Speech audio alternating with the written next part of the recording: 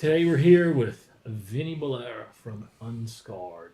Talk about his record, Brutality 14. How's it going, Vin? Good. How y'all doing? What's up, buddy? What's We're happening? making it. Thank y'all for having me. No Fired problem. up. We're man. just glad we get to talk about some rock and roll, Yes, some indeed. heavy Yes, metal. yes, And indeed. see that motorcycle you Heavy drove up Yes, on, indeed. man. Yes, indeed. Sweet. We're going to get a pic of that and put it up here. Yeah. Man, so what got you started in your talent, man, and wanting to pursue this stuff? You start off listening to, just the popular stuff at the time, when you're growing up. And Were you a headbangers ball kid? yeah, pretty much. Yeah, And did you- and the level of heaviness just increased as new Sure. bands came Sure. out, but Yeah. started off with, Rat and Motley Crue and that kind of stuff, and of course Van Halen, you Yeah. know. Oh, yeah, And sure. so then you start listening to that kind of stuff, and you're like, well, man, I want to play guitar like Eddie Van Halen, Yeah. And so that's kind of how it started. There was a guy who lived down my street that was 5 years older than I am, and he played guitar. And his sister, who was the tomboy in the neighborhood, we have neighborhood football games and all that stuff. Sure. And so I'd go over to their house, and I hear this sound, these songs that I know and love coming from the other room. So I go in there, he's playing along with Rat and Motley Crue and all that. Yeah. And I just thought, this is a dude I know, and he's actually doing this.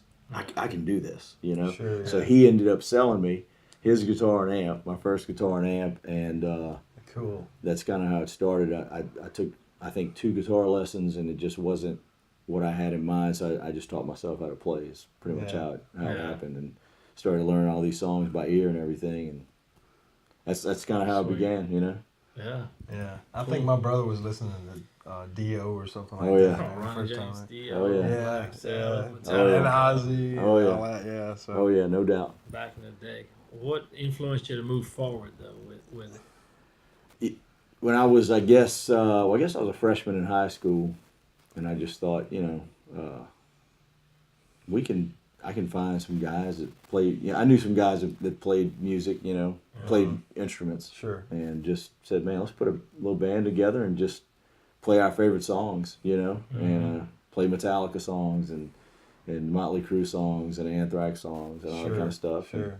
And that's kind of how it started. And then once you start learning how to keep time and play with other people and get tight, well, then it's like, well, maybe what if I made up a riff, and Yeah. the ball just starts rolling, and you Sure.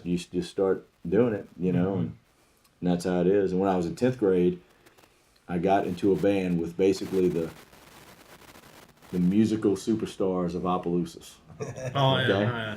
And there was going to be an Opelousas supergroup, and we Yeah. were gonna play all of the best thrash metal of the day and write our own stuff a little bit, and we were serious. We were practicing 4 times a week and all this, and spring football started, and so I missed a few practices, and I go over. I tell you guys' name, Blair Daly. He's one of the biggest songwriters in Nashville now. And we used to rehearse at Blair's house. So drive up, and one of the practices I make, and he and our drummer said, look, we need to talk to you. So we go outside, and they're like, look, you have to choose football or music. I said, got to go with football, man. So Yeah. I got out of that band as quick as I got into it, Yeah. But after that, kind of messed around here and there, and then I guess my junior year of high school, my cousin and his buddy, who is the guitar player in our band, they started a band because all these little bands popping up around Opelousas, and playing gigs in the park and stuff at the Civic Center and everything. Sure. And so people are like, well, I want to do that, and so you got a guy who's 3 years younger than you are, and like looking at you like you're Eddie Van Halen, I want to play in a band. So they started a band. They called me and wanted me to play in it, and I was like, nah, I'm really not interested, And they begged me and begged me and begged me. So I went and checked it out, and then ended up joining the band and saying, look, let's do this, and let's play this song, and you need to do this, and ended up, that became the band that I've been in and out of. I say in and out of. We've been active and non-active since '89, I guess. Wow. Mm-hmm. That's So, awesome. Well, you mentioned Opelousas. Tell us a little more about your background, where you from, what you do. I know you're a football coach. Yep. Been And, coaching 22 years. Yeah. Yeah. Born in New Orleans, but only because my dad was in dental school there at the time. Both my parents are from Opelousas, Right. so Yeah. when he was done, we moved back. So I was raised in Opelousas. Lived here all my life except coaching, moving jobs. So lived in Baton Rouge for a while, but yeah, pretty much raised and lived in Opelousas all my life. Mm-hmm. Hey, went to college or? College at USL when I was there. Yeah. Yeah. But Go Cajuns. yeah, go Cajuns, no doubt. So yeah, that's local dude. Yeah. Pretty much been around here the whole time. That's awesome, man. Yep. I know you talked about some of your influences, but who influenced you the most into playing music, into pursuing your music dreams, so to say, or talents? Man, just I guess it begins with Eddie Van Halen. Because anybody who plays guitar, it's my age, I guess it starts with him. But just all these bands we listen to, and like I said, you just get to a point where, you can play all of Kill 'Em All, and you can put the album on and just play along with it, every song. And then you're like, all right, well, wonder if I can learn Among the Living and put that on. You play that. So you get to where you're playing along with every album you have. And it's like, well, I want to write a song, and Sure. and that's just kind of all those bands that I grew up listening to, and just kind of, my musical heroes. It's like, well, I want to make music that sounds like that.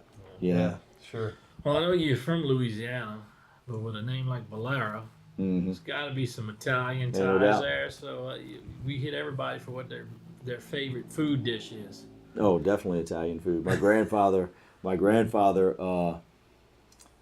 came to America from Sicily when he was, I think, 5 or 6 years old with his family. So yeah, my grandfather was one of the coolest stories ever. My grandfather speaks very little English, came from Italy, and he was in the service. I think he was in the army, and it's during the war, and the troops were coming through Opelousas. There was a kind of a base or something here, and my grandmother, who is a Corville Cajun lady, was volunteering to help with the troops and do whatever they needed to do, and they met and ended up getting married, and he settled down here in Opelousas. So they did most of the training for D-Day at Fort Polk. So actually, that's probably where that came from. Yeah. So that's what happened there. So I had a full-blooded Italian grandfather and a full-blooded Cajun grandmother. And they had The best of both worlds. exactly. Yeah, So some spicy Italian food. that's right. Every Sunday at Mama Bullara's house, we had spaghetti and meatballs, and everybody was there with eggs in it. Yeah. Oh, yeah. Yeah, boiled Original eggs in it. stuff. That's right. Yeah. So yeah, Italian food definitely. That's it. Well, I know you coach football. Yeah. And have been doing that for years. Any other outside interests besides music and football in your life?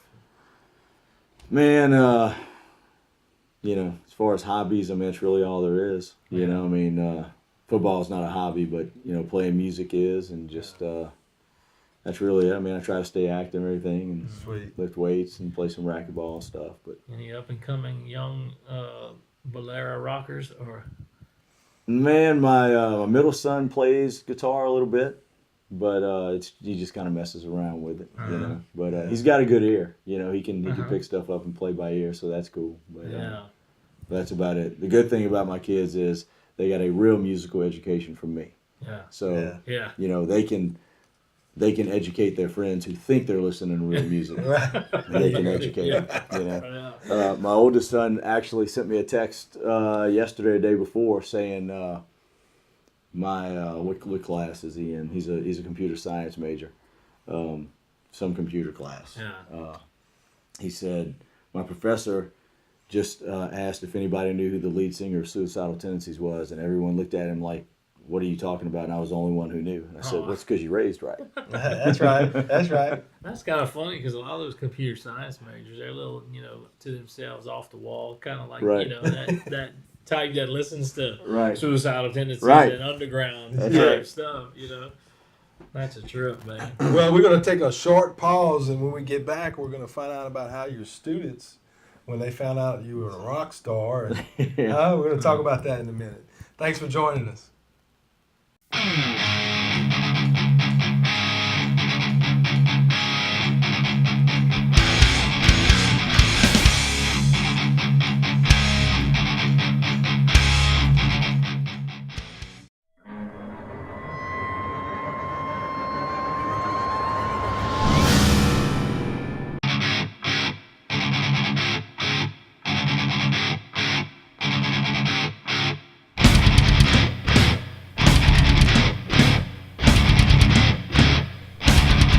So many times,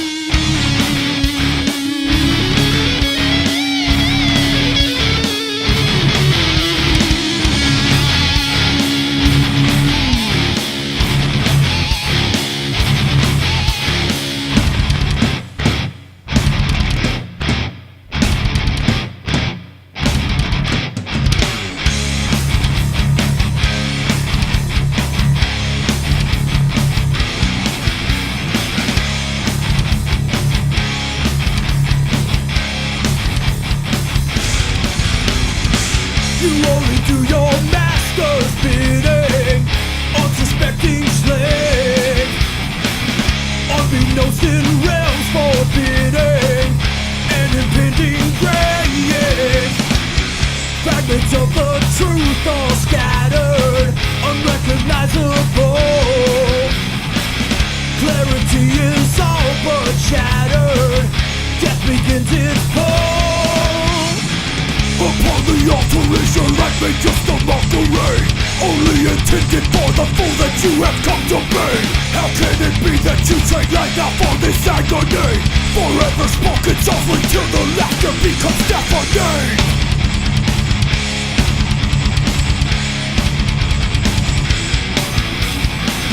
Could you have chosen differently? So many times mysterious elusive, so many times are the eyes struck blind, so many times is the pain conducive, so many times are the harrowing cries, so many times do the legions beckon, so many times darkness cast its spell, so many times is the trail not reckoned, so many times your mouth is thirsting for hell.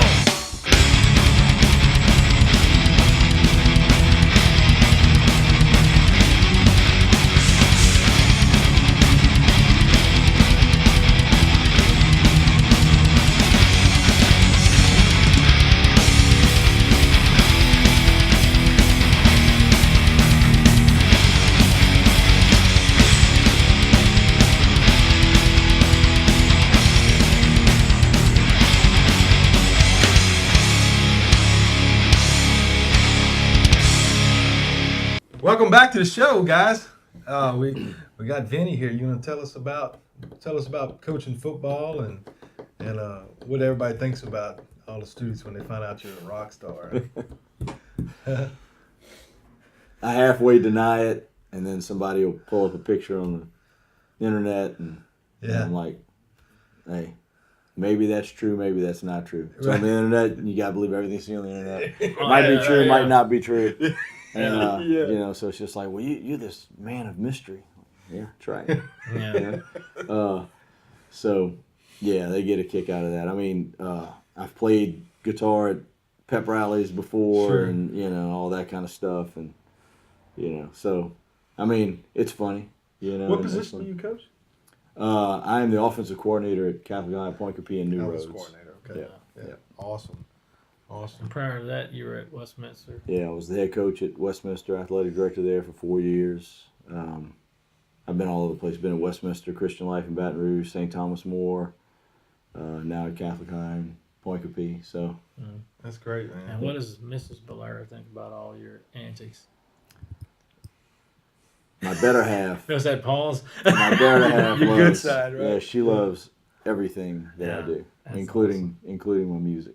That's great. Yeah, she was back in the day when we just first started playing our own gigs and not opening. She was she was the band bookkeeper, and she collected all the money and did the ticket sales and all that stuff for us back in the day when we were in college. Yeah, That's awesome. yeah, She was the roadie. yes, she was the roadie, but she did all the light lifting. Stage. Yeah. She's the tour manager. Yeah. She has probably a much more productive career now, right? Yes, absolutely, absolutely. That one was not paying the bills. Oh, yeah. How's your faith played a role in this?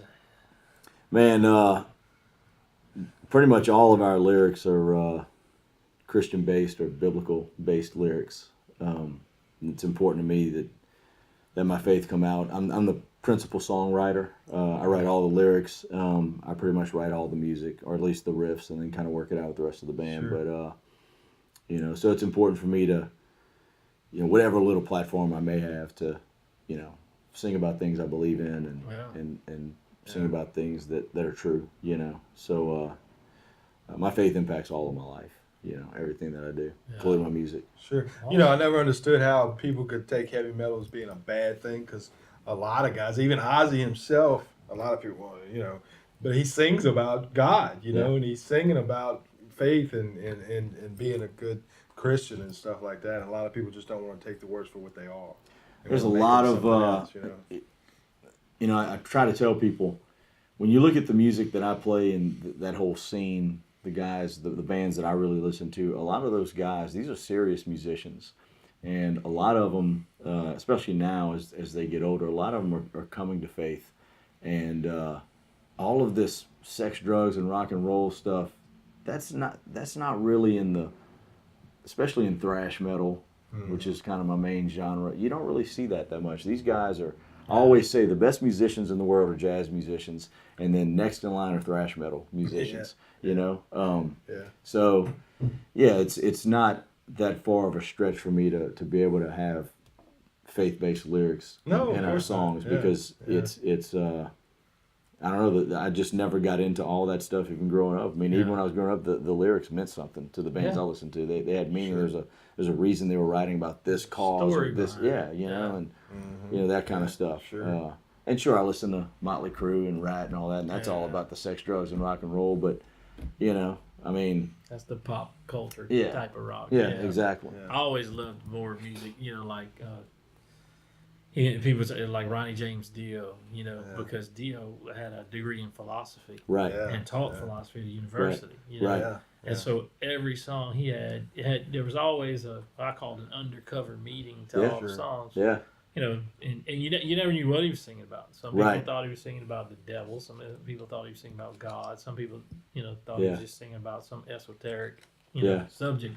Right. But it was really cool to me because every time you looked at, depending on what angle you looked at, which is true for music, period. Oh yeah, no doubt. Your opinion, affects, what you believe and what you read or see, kind of thing, or the story and your interpretation of the story. Right. And that's what I liked about his stuff. Him and King's X. Yeah. Was I was another thinking one about them just that I second really ago. liked, because their stuff was a little deeper. It wasn't just When Iron Maiden, it was almost like you're getting a history lesson. Yeah. We when I was More senior. cowbell, baby. Yeah. Yeah. Sorry if that's copyrighted. I didn't mean to steal it from nobody.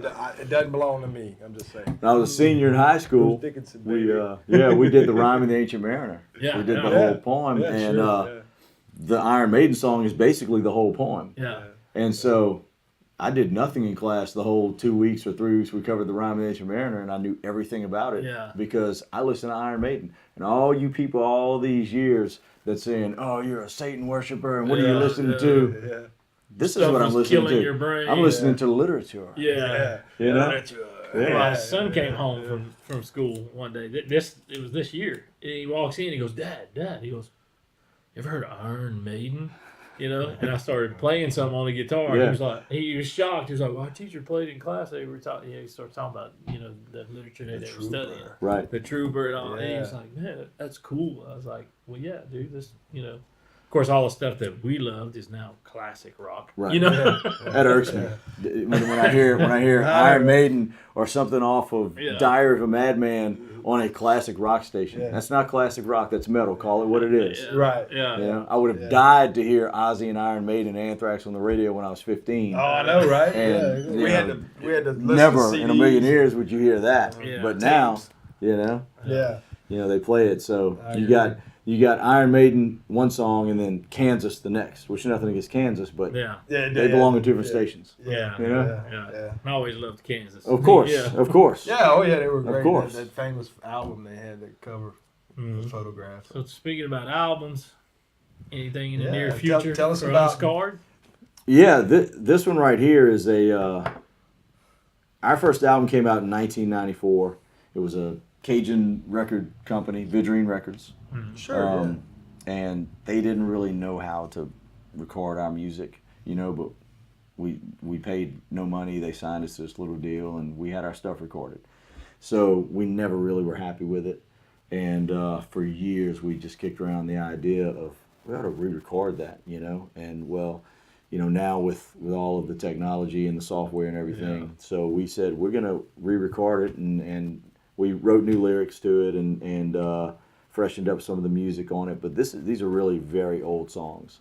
So we're actually in the process of writing recording a new album right now with new great. material. Yeah. And it's going to be a lot more thrash oriented. This is kind of all over the place. A lot of our influences can be heard in here, from Iron Maiden to Pantera, you know, but we're actually working on a new one right now. So Great. next couple months, hopefully a new Unscarred album will be out. We're excited about it. Come back. We'll crank it Yeah. up. Yeah. Absolutely. Yeah, most Absolutely.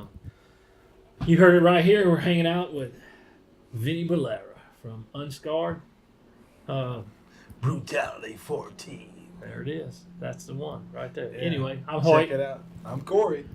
And I'm Vinny from Unscarred From and Unscarred. various other places. That's it. Well, till next time, y'all give a hoot and a holler to a coot and a collar. Have a great day.